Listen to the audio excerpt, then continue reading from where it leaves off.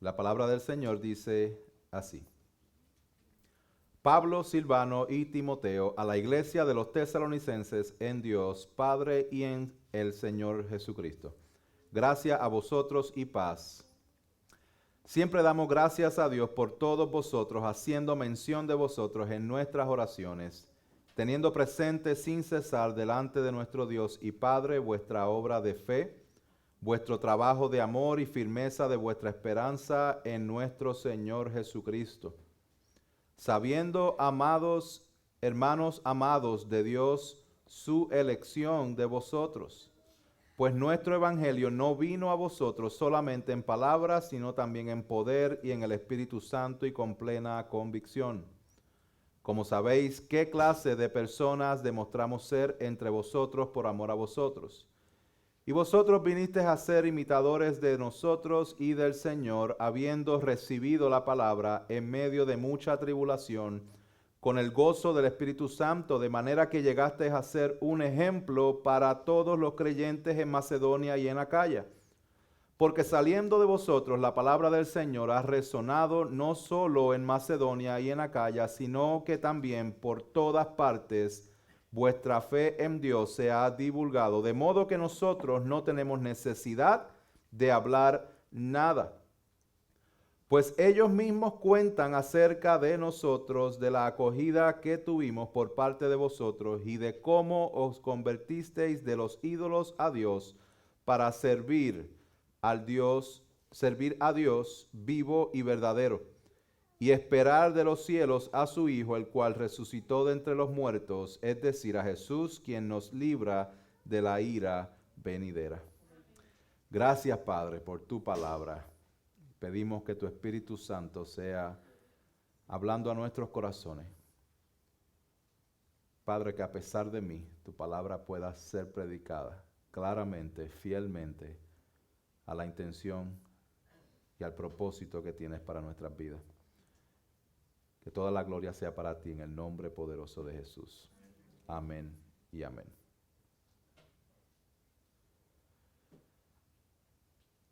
Una iglesia ejemplar. Una iglesia ejemplar. Nosotros llevamos aquí varios meses, todavía no llevamos un año reuniéndonos aquí como iglesia.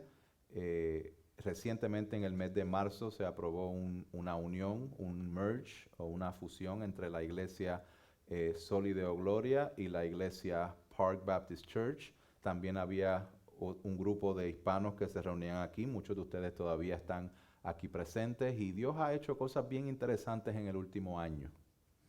Yo quiero que usted reflexione en cómo estaba la situación suya con respecto a la iglesia el 25 de julio del año 2020. Exactamente un año atrás. Mucho ha llovido, mucho ha cambiado, ¿no? Mucho Dios ha hecho en este último año. Si nos ponemos a sacar cuentas y si me pongo yo a pensar en lo que Dios ha hecho en este último año, jamás y nunca, ni en el mejor de los planes, ni en mi momento más creativo, yo pudiese haber podido imaginar lo que Dios se ha encargado de hacer en este último año. Dios es bueno. Y Dios se ha encargado de sostenernos, de guardarnos, de dirigirnos. Y en medio de la bendición de la palabra y de lo que Dios ha hecho en medio nuestro, existe una gran responsabilidad que Dios ha puesto en nuestras manos. De que nosotros somos aquí la sal de la tierra, somos la luz del mundo, para alumbrar la luz de Cristo, para predicar el Evangelio. El día de hoy voy a estar predicando acerca de una iglesia ejemplar, específicamente la iglesia en Tesalónica. La semana que viene, Pastor Dave va a continuar este mensaje con unos puntos adicionales acerca de una iglesia que es digna de imitar. Gracias al Señor, en los últimos meses ya hemos estado adentrándonos en el tema de qué es una iglesia saludable. Recién la semana pasada el hermano Roberto dio por terminada la serie de enseñanzas sobre el libro de Tito acerca de la iglesia, de poner orden en la iglesia en Creta. Y hemos estado aprendiendo mucho acerca de la iglesia. ¿Por qué? Porque ¿quién es la iglesia? Nosotros. Nosotros somos la iglesia y es imperativo, es importantísimo que nosotros como iglesia entendamos cómo debemos manejarnos y cómo debemos lucir y cómo debemos estar. ¿Qué es lo que Dios demanda de nosotros? ¿Qué es lo que Dios quiere de nosotros? ¿Cuál es el producto del evangelio en la vida de cada uno de nosotros? Eso es lo que vamos a estar hablando el día de hoy. El día de hoy voy a estar navegando capítulo 1, 2, 3, 4 y 5. En otras palabras, la carta entera de Tesalonicenses. Téngame paciencia, agárrese bien, tenga su Biblia abierta en el libro de Tesalonicenses para que cuando nos movamos de un verso a otro usted sepa y pueda seguirnos en la lectura. Amén. All right, so ¿qué pasó?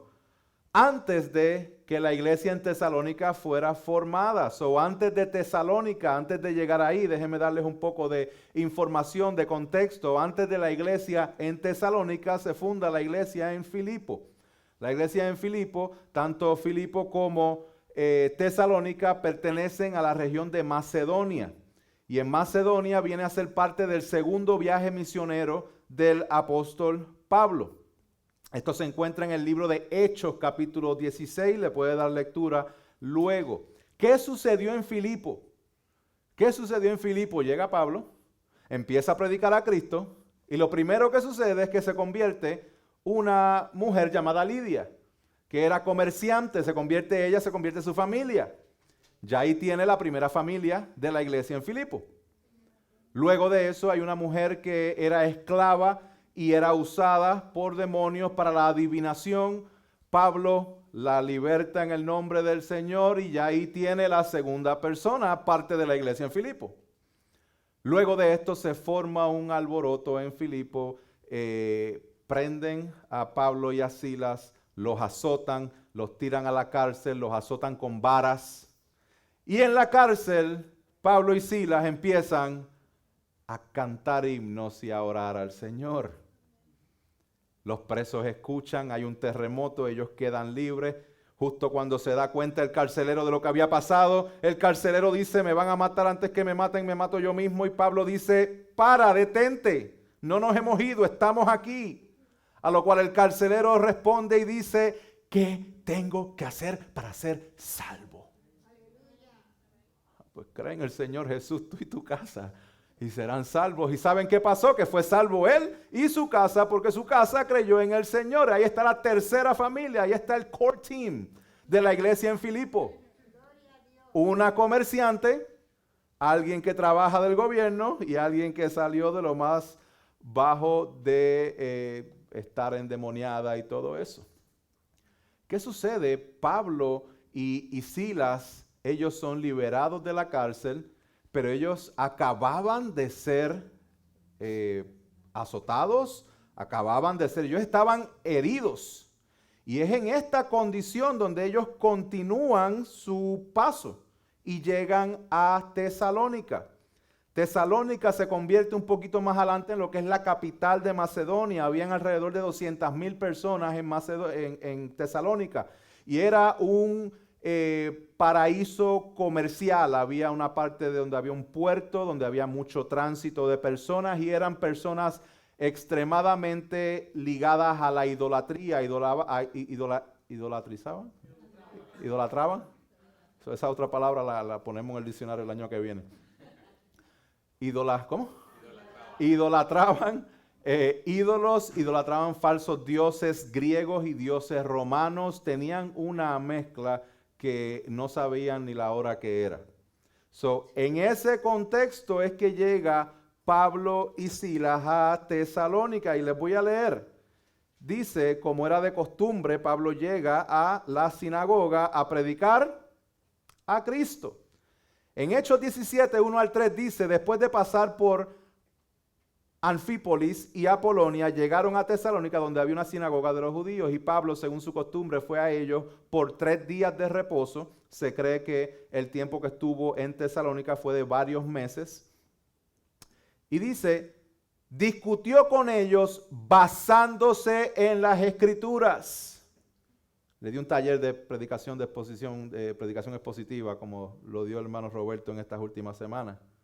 Y dice, explicando y presentando evidencia de que era necesario que el Cristo padeciera y resucitara de entre los muertos, y diciendo: este Jesús, a quien yo os anuncio, es el Cristo. ¿Cuál es el resultado de la predicación del Evangelio? Ahí el resultado es que Dios salva a los suyos por medio de la predicación. Dice el verso 4: y algunos de ellos creyeron y se unieron a Pablo y a Silas juntamente con una gran multitud de griegos temerosos de Dios y muchas de las mujeres principales. Aquí vemos que ya tenía la iglesia establecida en Filipo, y aquí tiene el core team de la iglesia en Tesalónica. ¿Quiénes eran? Judíos que estaban en la sinagoga, gentiles, muchos de ellos, y mujeres de alta posición.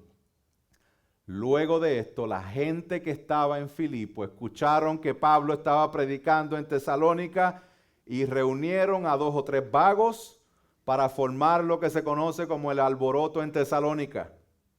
De ahí ellos se esconden y al día siguiente Pablo tiene que salir huyendo.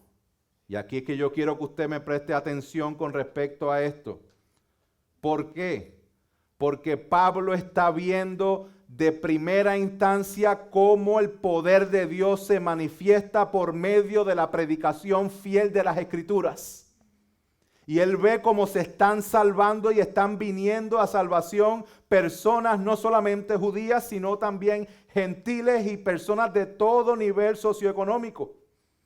Él está viendo todo esto, él está invirtiendo su tiempo, él todavía tiene las heridas que había tenido en Filipo y que había tenido del primer viaje misionero, y su enfoque es predicar la palabra de Dios. Hermanos, hay un amor, hay un afecto que Pablo tiene por estos hermanos que acaban de venir a la fe. Esta iglesia acaba de formarse. Mas, sin embargo, el deseo de Pablo hubiese sido: me voy a quedar aquí más tiempo para yo poder compartir con ellos y hacer vida juntos y compartir y hacer comidas los domingos y hacer esto y lo otro. Pero no, él tuvo que huir porque si no lo mataban. Él huye, termina en Berea. En Berea se encuentra con unos hermanos nobles que querían investigar por medio de la palabra que lo que Pablo estaba diciendo era correcto. Luego de Berea sigue su camino a Atenas, y ya en Atenas la mente de Pablo estaba pensando una y otra vez: ¿cómo estarán estos hermanos de Tesalónica? ¿Alguna vez usted como que se ha ido sin despedir y se queda en la mente imagínense esos hermanos, imagínense los hijos, imagínense un familiar cercano? Cuando usted se va y a lo mejor no se despidió bien y se queda pensando cómo están. Imagínense cuando usted deja a sus hijos en la universidad por primera vez y esas primeras 3 semanas usted está dando en la vuelta: ¿y cómo estará este muchacho? ¿Y cómo estará esta muchacha? Imagínense cuando se casa un familiar y dice: ¿cómo estará yéndole el matrimonio a esta persona? ¿Cómo estará? ¿Y cómo estará? ¿Y cómo estará? Específicamente Pablo sabía que el nivel de idolatría que había en Tesalónica era gigantesco, y no solamente idolatría, ya se había levantado la persecución. Y él decía: estos cristianos de Tesalónica son bien jóvenes en la fe, son inmaduros en la fe. Esta persecución va a hacer que ellos duden del Señor. Esta persecución va a hacer que ellos no puedan mantenerse firmes. No puedo, Timoteo, vete a Tesalónica y tráeme un reporte de cómo está esa gente. Desde Atenas él dice: yo prefiero estar solo aquí en Atenas, déjame solo aquí en Atenas. Aquí es la meca de la idolatría, aquí con todos los dioses griegos, pero no me importa, déjame solo, Timoteo, necesito que te vayas allá a Tesalónica y que tú me informes qué está pasando con ellos. A lo cual Timoteo, al pasar del tiempo, regresa y dice lo siguiente. Bueno, voy a leer primera de Tesalonicenses 3, 1 y 2 y después el 6. Dice: por lo cual, no pudiendo soportarlo más, esto es Pablo, pensamos que era mejor quedarnos solos en Atenas, y enviamos a Timoteo, nuestro hermano y colaborador de Dios en el Evangelio de Cristo. No enviamos a cualquier persona, mandamos a uno de los buenos. No mandamos a los que este hermanito me da mucho problema, déjame librarme de él por un par de semanas, vete a Tesalónica. No, voy a mandar de lo mejor. Y dice, enviamos a Timoteo, hermano colaborador de Dios, para fortaleceros y alentaros con respecto a vuestra fe. Luego el verso 6 dice, pero ahora Timoteo ha regresado de vosotros a nosotros y nos ha traído buenas noticias de vuestra fe y amor, de que siempre tenéis buen recuerdo de nosotros, añorando vernos como también nosotros a vosotros. ¡Wow!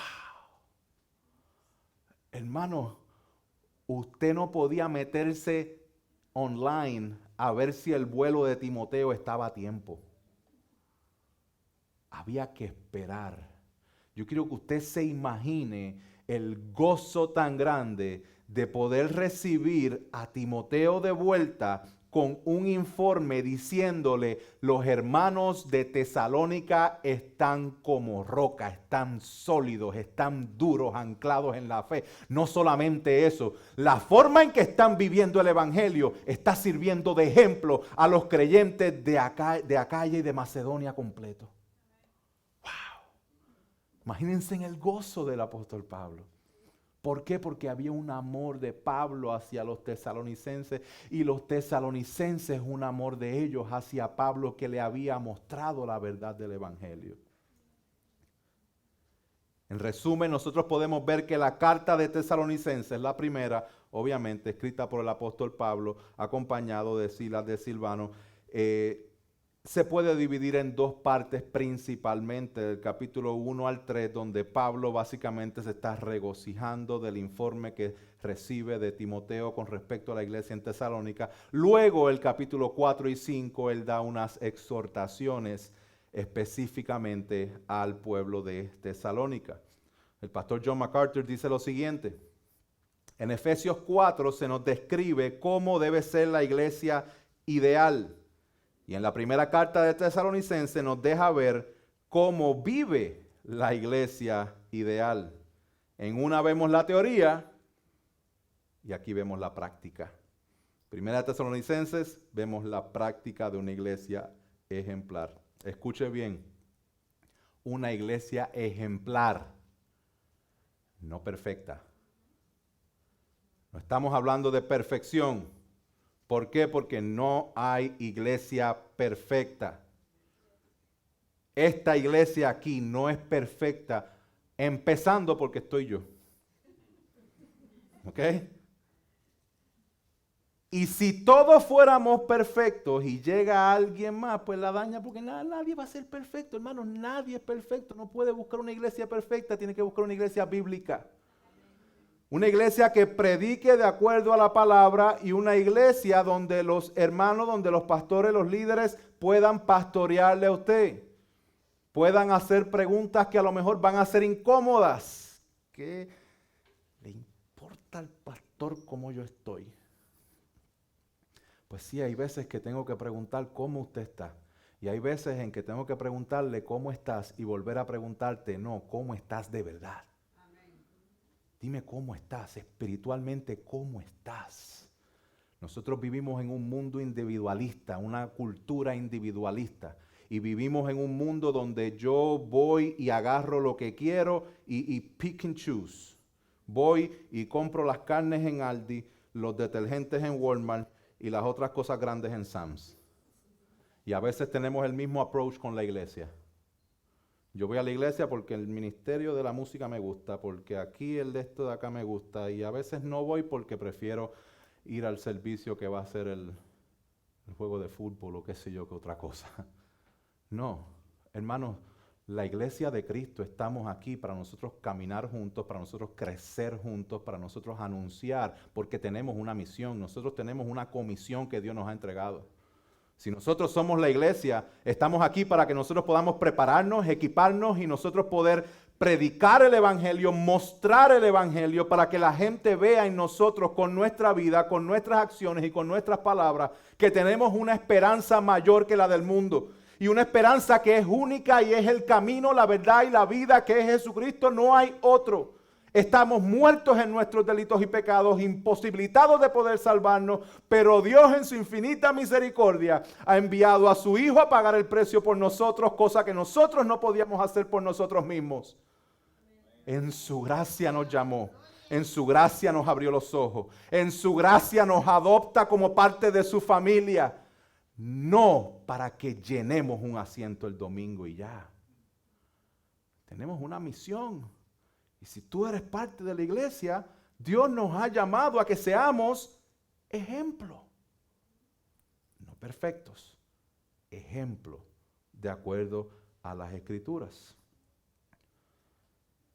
A partir de ahora voy a estar tocando 6 puntos, 6 ejemplos de áreas que podemos imitar de esta iglesia en Tesalónica. 6 cosas que la iglesia en Tesalónica es digna de imitar. Ejemplos de la iglesia en Tesalónica. Número 1. Ejemplo al recibir la palabra de Dios. Ejemplo al recibir la palabra de Dios. En 1 Tesalonicenses, el capítulo 1, verso 6, la primera parte del verso 6 del capítulo 1, dice, y vosotros vinisteis a ser imitadores de nosotros y del Señor, habiendo recibido, ¿qué? La palabra. Antes de poder dar ejemplo con nuestra vida, nosotros tenemos que recibir su palabra. Yo quiero servir, yo quiero hacer esto, quiero hacer lo otro, quiero que me vean, quiero. Aguántese ahí. La pregunta es, ¿has recibido la palabra de Dios? ¿Has recibido y has entendido el evangelio de Jesucristo? ¿Has entendido tu condición pecaminosa? ¿Has entendido cuán santo es Él? ¿Has entendido que solamente en Cristo podemos tener acceso directo al Padre? Es importante que recibamos la palabra. La iglesia en Tesalónica pudo ser un ejemplo porque recibió el evangelio de Jesucristo. Es importantísimo que entendamos el poder de la palabra de Dios. Por eso es que predicamos su palabra, no predicamos opiniones, no predicamos historias, no predicamos, no gastamos el tiempo en otras cosas. Queremos mostrar lo que está en la palabra de Dios. Hay tanto para adentrarnos ahí. Hermanos, Dios crea a través de la palabra. Váyase a Génesis 1 y vean cómo fue que Él creó todas las cosas por medio de su palabra. Dios se revela a través de su palabra. Lo vemos en Hebreos 1, versos 1 y 2.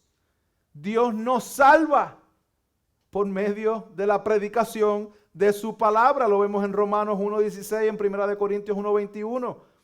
Dios nos guía a través de la palabra. Salmo 119:105, lámparas a mis pies tu palabra y lumbrera a mi camino. Dios nos sostiene a través de su palabra, versos 116, 117 de ese mismo capítulo de Salmo. Hermanos, su palabra es poder, es viva y eficaz, más cortante que toda espada de dos filos. No es cualquier cosa. Y el hecho de que tengamos tanto acceso, tenemos una Biblia en el cuarto, una Biblia en la cocina, una Biblia en la sala, una Biblia en el carro, una Biblia en el teléfono, y a veces no leemos ninguna de ellas. Ustedes saben que para que nosotros tengamos una Biblia en todos esos lugares, hubo gente que dio su vida traduciendo las Escrituras. Tenemos que recibir la palabra de Dios. Tenemos que pedirle a Dios, Señor, dame hambre por tu palabra. Que nosotros digamos como el salmista, como el siervo brama por la corriente de las aguas. Así clama por ti, oh Dios, el alma mía. Que así clame nuestra alma al Señor, pero no esperes que eso salga de ti, porque no va a salir de ti. Pídele al Señor que ponga ese deseo de adentrarte en las Escrituras y conocerle para que recibas lo que Él es, lo que tú eres y lo que Él ha hecho. Porque entonces así nosotros vamos a poder vivir de la manera en que Él quiere que vivamos. Ese es el ancla teológica que nosotros vemos en 1 Tesalonicenses. El Evangelio fue predicado. Pablo les dijo Él dijo, es necesario que el Cristo padeciera y resucitara de los muertos, y diciendo, este Jesús a quien yo os anuncio es el Cristo. Primera Tesalonicenses 1, 9 y 10 dice, pues ellos mismos cuentan acerca de nosotros, la gente, de la acogida que tuvimos por parte de vosotros y de cómo os convertisteis de los ídolos a Dios para servir al Dios vivo y verdadero. ¿Tú sabes de dónde el Señor te sacó? ¿Tú sabes de qué el Señor te salvó?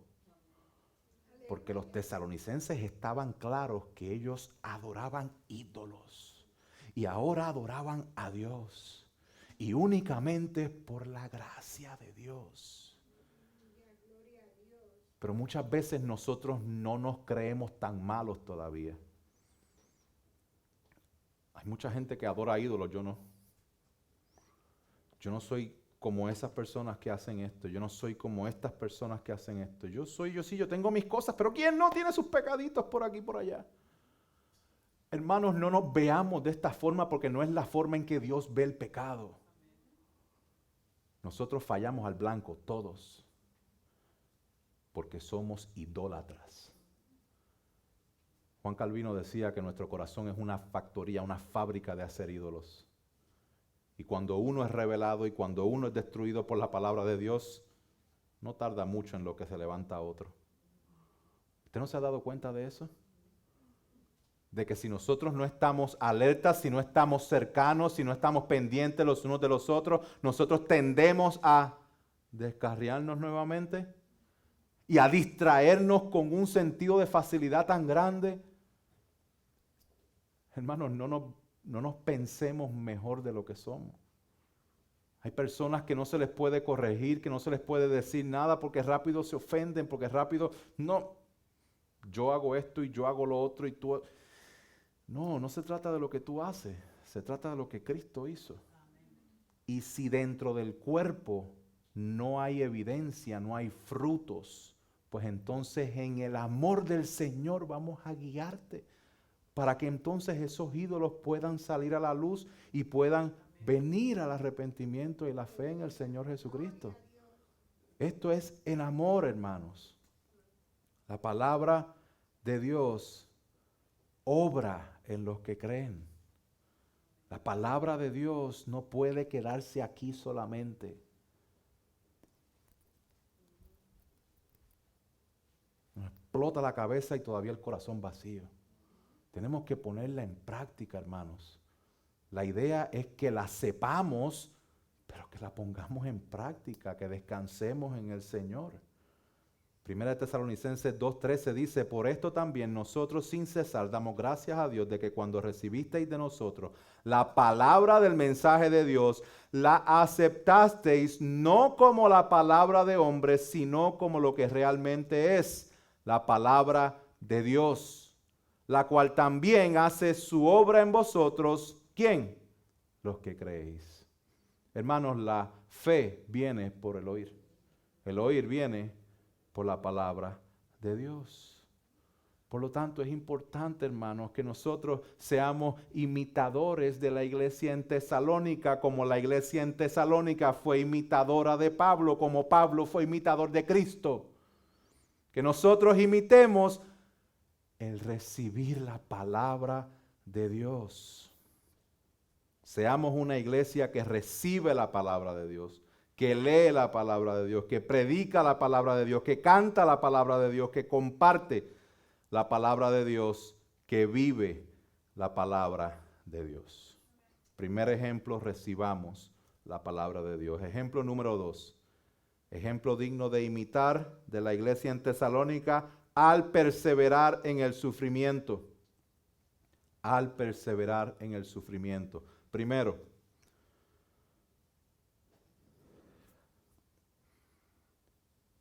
hermanos, mientras nosotros seamos influenciados por la falsa idea de que la bendición de Dios significa comodidad y avance de mis planes personales, no le encontraremos sentido al sufrimiento.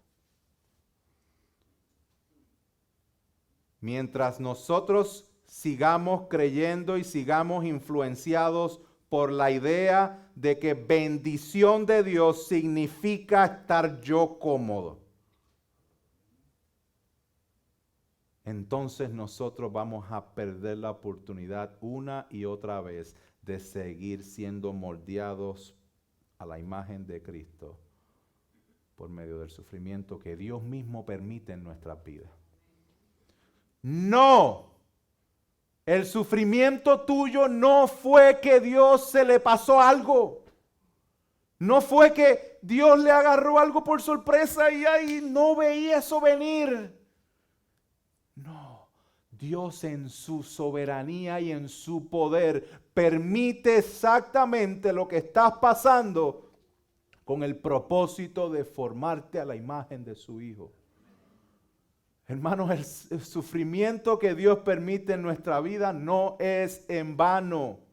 No es en vano. La razón por la cual no lo vemos es porque todavía pensamos que la bendición de Dios significa comodidad. Mira la casa grande, ¡qué bendición! A lo mejor no es tan bendición el mortgage que tienes que pagar ahora. El carro nuevo, ¡qué bendición el carro! Pregunta, ¿lo puedes pagar?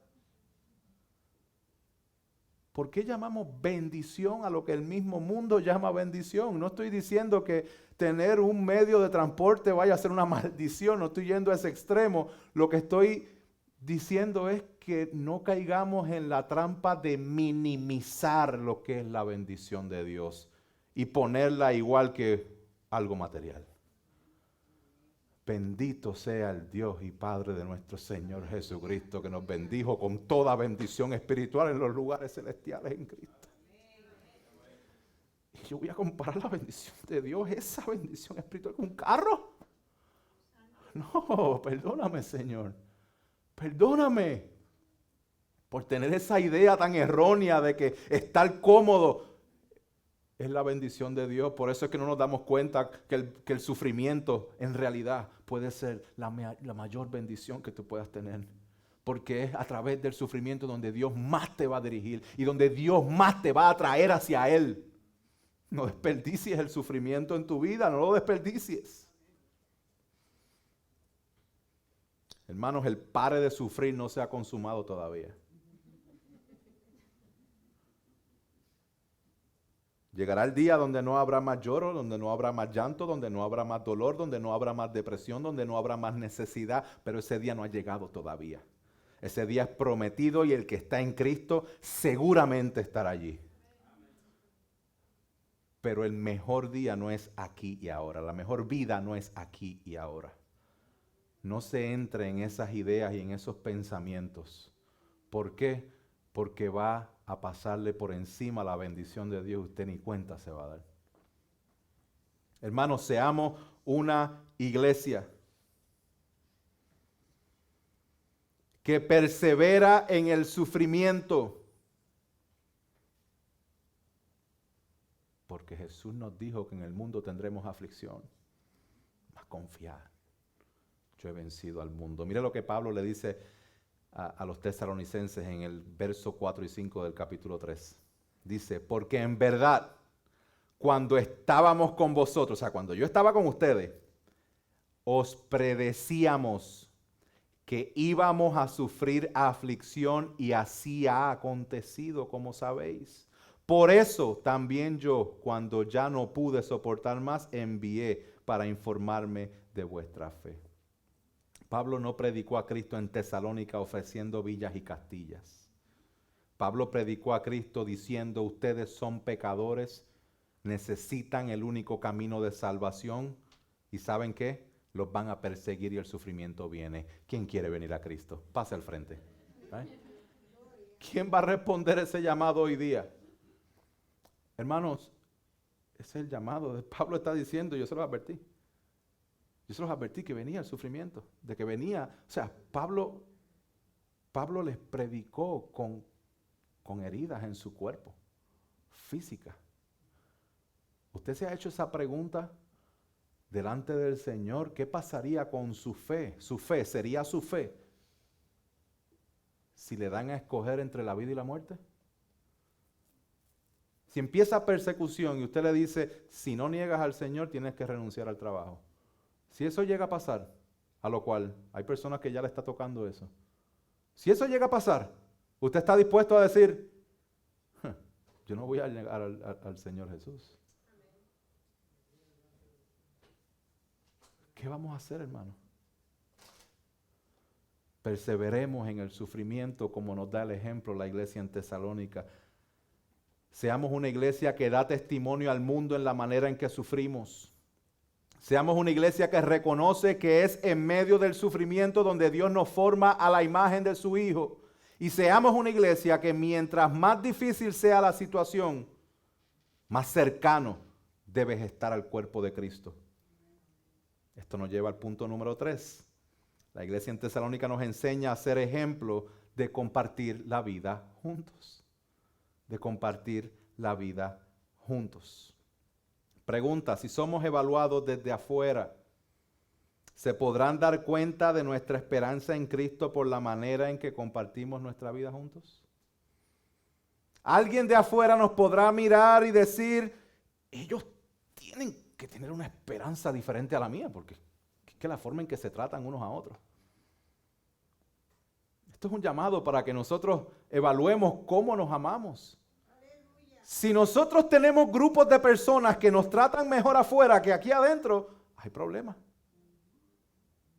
Ahora, por el otro lado, si tú buscas grupos de personas que te traten mejor allá afuera porque el grupo de personas de aquí adentro está apuntando a que, hermano, tienes que arrepentirte de tu pecado y tú no quieres que se metan en esas partes de tu vida, también hay problemas. Vamos a ver de los dos lados. Tenemos que amarnos, tenemos que vivir la vida juntos, tenemos que... Ay, pero es que no tenemos los mismos intereses. Excuse me.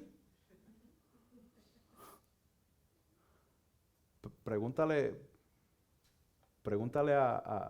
al celote y pregúntale a Mateo, un recolector de impuestos sirviendo al Señor y un activista político rebelde en contra del sistema, también siguiendo a Cristo, a ver si tenían intereses en común.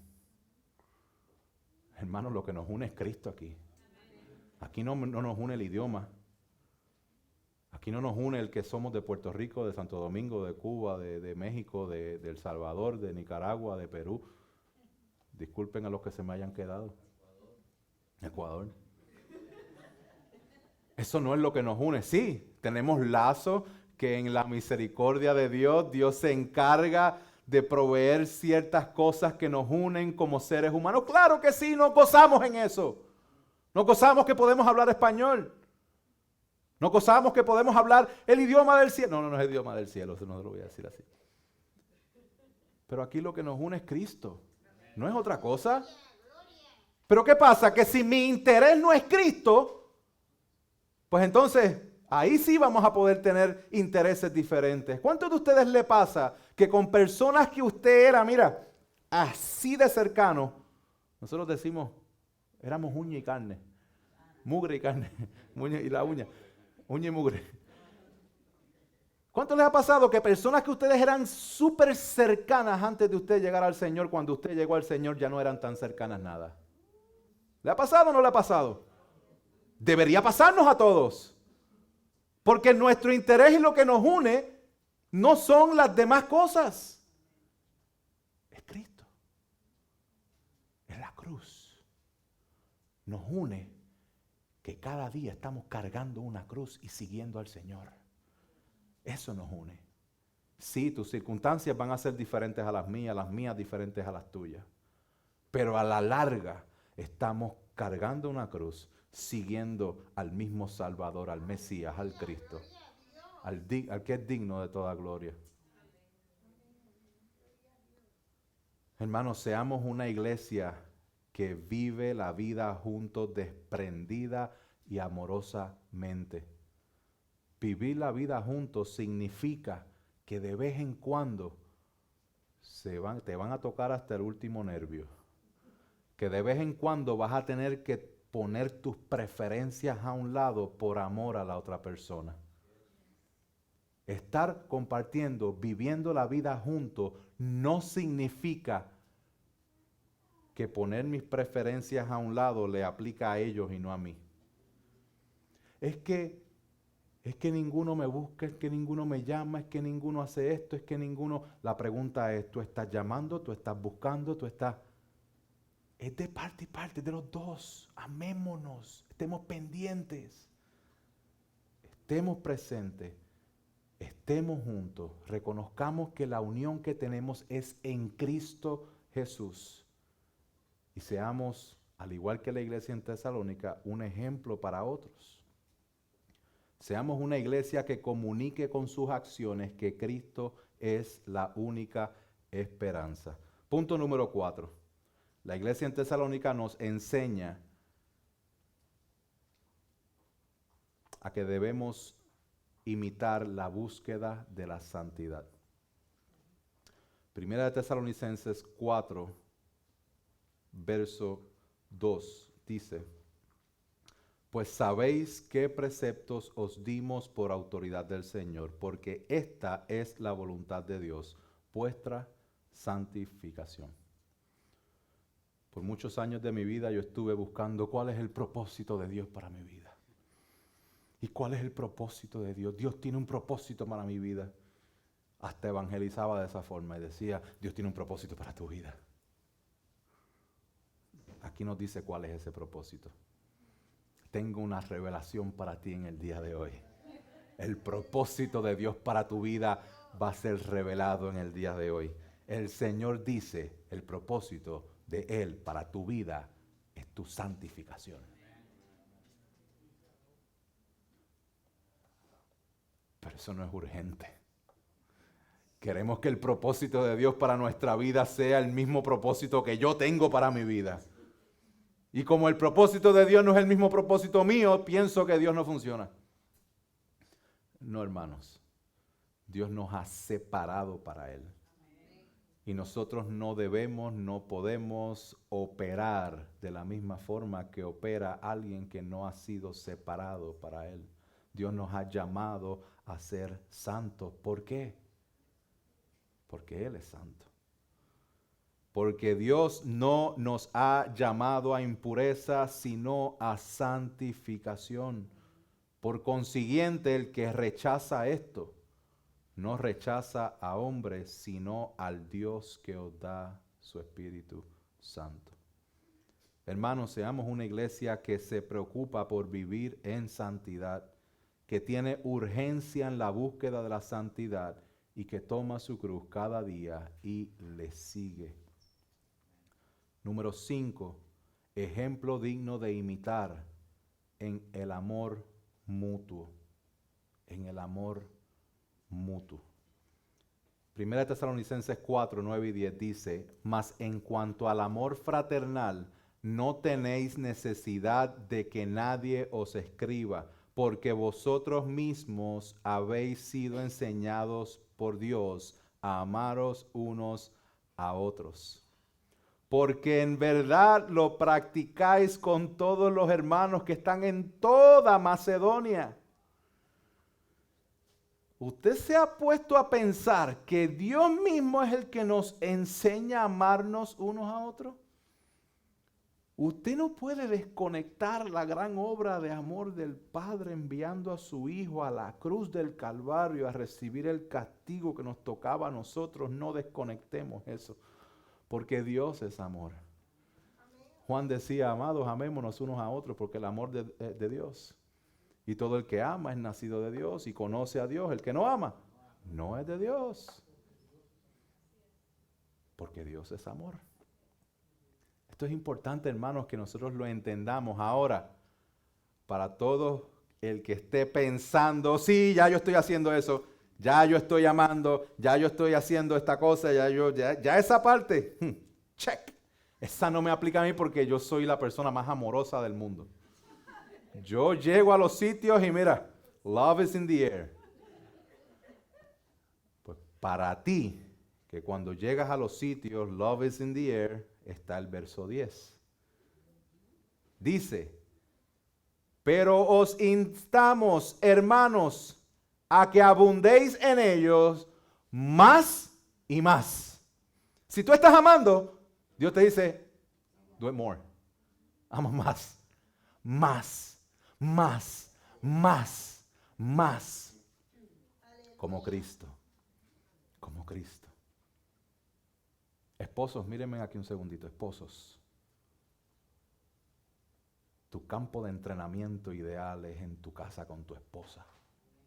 Ámala más y más y más y más y más. ¿Hasta cuánto, pastor? Hasta que tú llegues al punto de haberla amado como Cristo amó a la iglesia. O sea, nunca vas a llegar ahí. Ama, ama y amémonos unos a otros, hermanos. Ahora, clarificación, alerta. ¿Quién define el término amor? Por ahí lo escuché, alguien dijo, porque Dios es. Dios se ha encargado de definir el término amor. El mundo no puede definir lo que es amor. El mundo ahora tiene una consigna que dice love wins, a lo cual nosotros tenemos que transportarnos a la cruz del Calvario y decir, absolutely, love wins. Hay otra frase que dicen, love is love. No, la Biblia dice, God is love. Dios es amor. Quien define el amor es Dios. Hermanos, amor no significa que nosotros no vamos a decir la verdad. Significa que la verdad la vamos a decir en amor. Y la verdad es las Escrituras. Lo que Dios ha dejado en su palabra. ¿Cómo luce el amor entre los hermanos? Pablo les dice a los tesalonicenses, él dice, pero rogamos, hermanos, en el capítulo 5, verso 12, que reconozcáis a los que con diligencia trabajan entre vosotros y os dirigen en el Señor y os instruyen, y que los tengáis en muy alta estima con amor. Por causa de su trabajo, vivid en paz los unos con los otros. Y os exhortamos, hermanos, a que amonestéis a los indisciplinados, animéis a los desalentados, sostengáis a los débiles y seáis pacientes con todos. Mirad que ninguno devuelva a otro mal por mal, sino procurad siempre lo bueno los unos para con los otros y para con todos. Estad siempre gozosos, orad sin cesar, dad gracias en todo, porque esta es la voluntad de Dios para vosotros en Cristo Jesús. No apaguéis el espíritu, no menospreciéis las profecías, antes bien examinarlo todo cuidadosamente, retener lo bueno, absteneos de toda forma de mal. Esa es la forma en que nos amamos los unos a los otros. Primera de Tesalonicenses, capítulo 5, verso del 12 al 21, apréndaselo de memoria. Lléveselo a su casa, pongámonos en práctica unos a otros el amor del Señor. Hermanos, seamos una iglesia que entiende que Dios es amor y todo el que ama de verdad y en verdad es nacido de Dios. Seamos una iglesia que no se canse de amar más y más y que se mantenga firme en la definición bíblica del amor. Seamos una iglesia que busque formas creativas de amarnos unos a otros. Hágase la pregunta, ¿cómo puedo amar a mi hermano esta semana? ¿Qué puedo hacer por mi hermano en esta semana? ¿Qué puedo hacer por mi hermana en esta semana? Pídale al Señor que le dé un poquito de creatividad. Dios es el Dios creativo para que usted pueda amar a los hermanos. Primera de Corintios 13. Esto no es un verso para usar simplemente en las bodas. Dice, el amor es paciente, bondadoso, el amor no tiene envidia, el amor no es jactancioso, no es arrogante, no se porta indecorosamente, no busca lo suyo, no se irrita, no toma en cuenta el mal, no se regocija de la injusticia, sino que se alegra con la verdad, todo lo sufre, todo lo cree, todo lo espera, todo lo soporta. El amor nunca deja de ser. El amor en Cristo nunca deja de ser, hermanos. Aleluya. Último punto. ejemplo de la iglesia en Tesalónica para nosotros, hermanos, es que ellos estaban esperando a Cristo. La venida de Cristo es anunciada en todos los capítulos del libro de Primera de Tesalonicenses. Qué interesante. Porque hay un grupo que es nuevo, es una iglesia nueva que está siendo perseguida y que está sufriendo, pero que está firme en el Señor. Y Pablo se encarga de recordarles en cada capítulo de la carta que Cristo viene. Cristo viene. Habían unos malentendidos dentro de la iglesia en Tesalónica con respecto a Cristo. ¿Por qué? Porque había persecución, porque ya habían cristianos que habían muerto por la causa de Cristo. Y ellos decían como que, espérate, yo convertimos al Señor y nos diste vida, pero él está muerto, mi hijo está muerto, mi papá está muerto, aquel está muerto. ¿Qué pasó? Y por eso es que el apóstol Pablo se encarga de traer una enseñanza escatológica. Escatológica es del fin de los tiempos con respecto a los tesalonicenses y la venida de Cristo. Y él dice, pero no queremos, hermanos, versos 13 al 18 del capítulo 4, que ignoréis acerca de los que duermen, para que no os entristezcáis como lo hacen los demás que no tienen esperanza, porque si creemos que Jesús murió y resucitó, así también Dios traerá con él a los que durmieron en Jesús. Por lo cual os decimos esto por la palabra del Señor, que nosotros los que estemos vivos y que permanezcamos hasta la venida del Señor, no precederemos a los que durmieron, pues el Señor mismo descenderá del cielo con voz de mando, con voz de arcángel y con la trompeta de Dios, y los muertos en Cristo se levantarán primero. Entonces nosotros los que estemos vivos y que permanezcamos seremos arrebatados juntamente con ellos en las nubes al encuentro del Señor en el aire, y así estaremos con el Señor siempre. Siempre. Esto es lo que debemos saber. Y esto es lo que no nos debemos confundir para nada. Cristo viene. Y el que esté en Cristo se va con él. Ahí. Ahí. Si va a discutir sobre si viene antes, después de la tribulación, pretribulación, posttribulación, mid-tribulación, si es amilenial, después del milenio, si es literal, si es simbólico, discutimos eso después. Pero que no estemos en desacuerdo en que Cristo viene y que si estamos en Cristo nos vamos con él. Y la razón por la cual Pablo les dice esto a los tesalonicenses no es para meterle miedo. Cristo viene, más te vale que... No, es para alentarlos.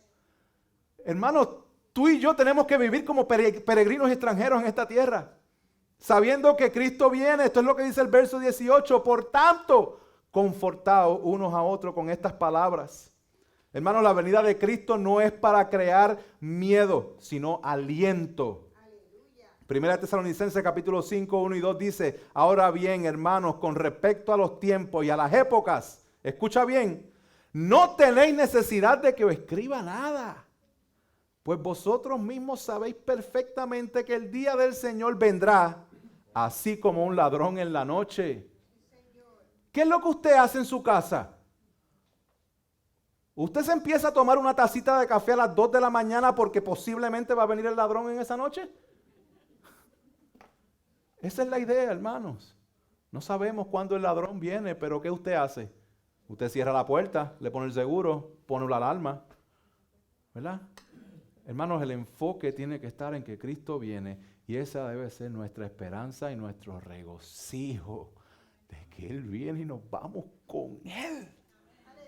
Gloria a Dios, seamos una iglesia que entiende que somos peregrinos y extranjeros, que nuestra mejor vida no es aquí ahora, sino que vivimos a la expectativa de la venida de Cristo. Oración final, hermanos. Voy a simplemente leer la oración que el mismo Pablo hace a los tesalonicenses en el capítulo 3, verso 11 al 13. Y que esta misma palabra sea de aplicación para nosotros.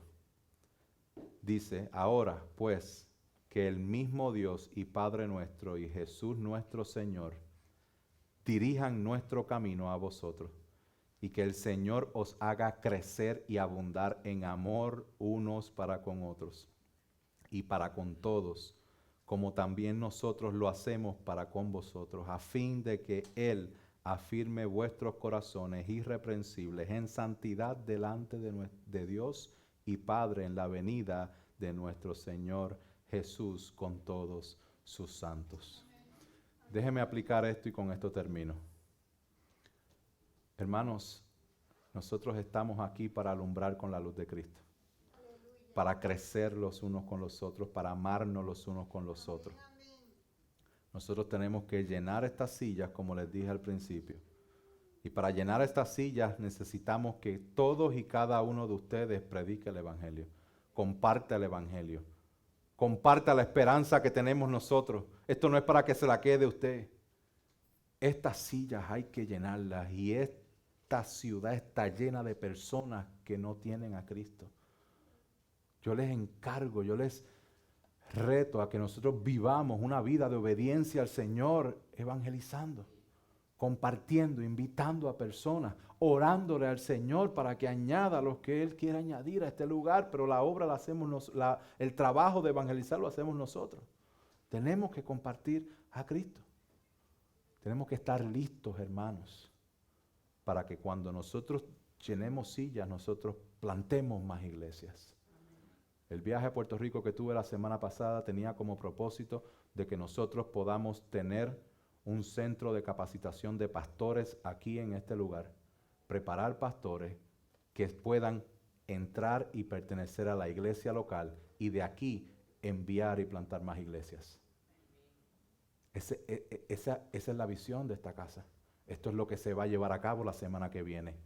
Esto es lo que sucedía en el libro de los Hechos una y otra vez. Y el momento en que vayamos a plantar, que Dios ponga en el corazón de cada uno de ustedes los que van a apoyar esa plantación. Si el hermano Roberto se va a plantar en la ciudad de Indianland, ¿quién se va a ir con Roberto para plantar allá? Si alguno de ustedes es enviado de nuevo a su país, ¿estará listo usted para plantar allá y seguir el camino y seguir predicando a Cristo? Queremos prepararnos, hermanos. Queremos predicar a Cristo, queremos plantar más iglesias, que Cristo sea conocido, que Dios tenga la misericordia y nos use para nosotros poder predicar el Evangelio fielmente, que personas puedan conocerle a Él y que podamos plantar más iglesias saludables que tanta necesidad hacen y hay aquí en este lugar. Pongámonos de pie.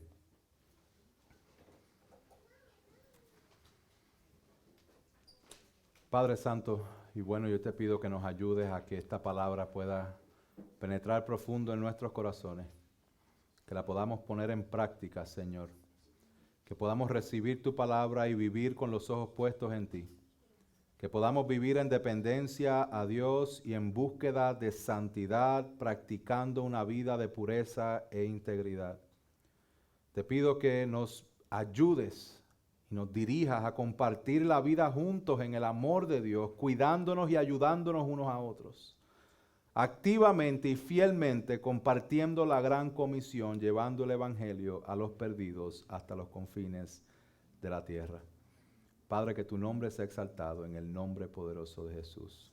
Amén y amén.